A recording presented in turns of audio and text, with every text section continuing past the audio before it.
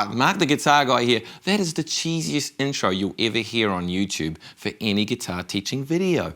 Right, I'm here to teach you guys some awesome stuff today because today is Q&A Friday, and that means that you get to ask me the questions by going down below and going, Matt, can you tell me about this? And I can tell you exactly about that. We have an awesome question in today, and it's from Lionel Messi 529, and Lionel writes, hey Mark, I was wondering if there is a way to play the chords without hitting the wrong strings. For example, when I play the D chord, I always have to look and to make sure I strum the last 4 strings and not the top 2.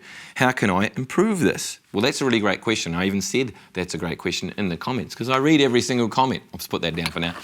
So, really good question, and I think it's one of the things that the very first thing is to realise that it doesn't matter who you are and how good you are, we all have the same problem. Like, I have the same problem. Amazing guitarists have the same problem. Crappy guitarists have the same problem. It doesn't really matter. It's a normal thing. So the fact that you have this problem is normal and you are okay? At least you're normal in this area.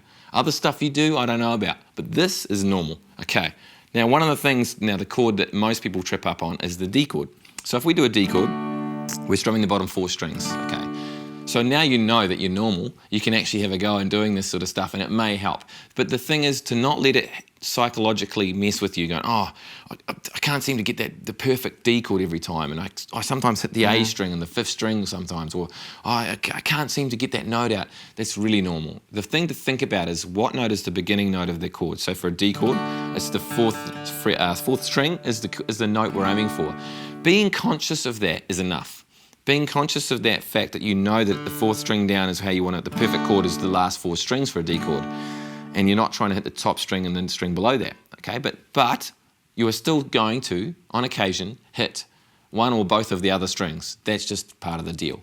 The way to get good at it is to change chords frequently and constantly change the notes. So a good example is to do 3 chords in a row. So you've got a D chord, so we're from the 4th string down. We've got an A chord.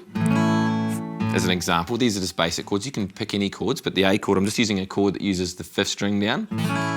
And then an E chord, because we're using the 6th string down. Okay, so we're going to use all the strings for the E. So E's and G's, those are easy because we hit all the strings and we've got nothing to worry about, right? So let's do some variations on that so you get really good at that. So what we're going to do is we're going to go D, A, E. And we're going to stop and do D, A, E. And I just want you to do down strums to begin with. And I want you to not have to look at the guitar too much. You can glance over the top of it. I don't want you to sit there staring at the strings and trying to line it up. I want you just to feel where it is and have a go at it that way. So if you're thinking D, just land the guitar, land the pick like the pick is landing on a runway, and you're trying to land the plane at the right point of time in the runway. So it's further down the runway for the D. For the A, it's a bit closer up to the edge of the runway. And for the E, it's the whole lot. It's the whole runway. It's not a problem. That's the way I sort of thought about it to start with. Like my pick is a little airplane landing. This is the bit where I'm weird, and it actually just lands on the strings at the right point, okay? So we're not putting it in and strumming down, putting it in, strumming down, because that's no use. We need to hit it on the fly. We need to land the pick on the strings, okay? See, then I hit the A string. I hit the A string, which is this one here. But because I'm aiming at the D, the D comes across louder. It outweighs the little glance that I gave the A. Does that make sense? So if I'm wanting the D to be strong, I'm aiming for that, but I just happen to glance the A on the way through. So you hardly hear it. It's not really a problem. And I do that all the time too. But just downstrokes, D, to an A stroke, to an A, from the 5th string down, and then from the E. Now keep doing them over and over and make it in a way so that eventually you actually end up getting more and more accurate. And then try doing a strumming pattern. So you might do the down, down, up, down pattern. So for a D, to an A, more strings, and it's an E, all the strings. Okay, and again, D, to the A, and E. As an example. Now you can mix it up and make your own exercises, but I'm purposely making ones where I change the string from the D string to the A string to the E string. So you could do another example might be, you might start on the C chord, and you're aiming for the 5th string, to G, which is the top string, to a D minor chord maybe.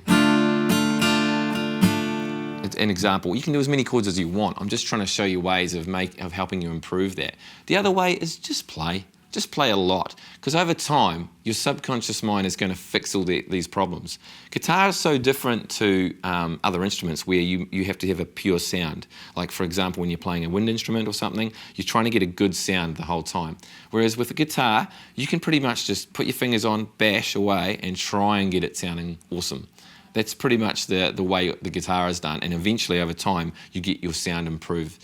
Your sound will improve over time, as opposed to playing a chord, getting it wrong. No, it's not quite right. No, that didn't quite right. No, that didn't quite sound right. No, we're not going to get anywhere doing that. Just play a crappy old version of the chord, and over time your ear and your subconscious will fix and clean it all up, so that when you play a lot more, it'll become better. Hopefully this advice is helpful. I hope it is. Please let me know in your comments below. I'd love to know any questions you've got for Q&A Fridays. Put your question below, let me know, because I will check out every single question. I always look at my comments, and I can't wait to see you guys for another video coming up real soon. Mark the Guitar Guy signing off. We'll see you later.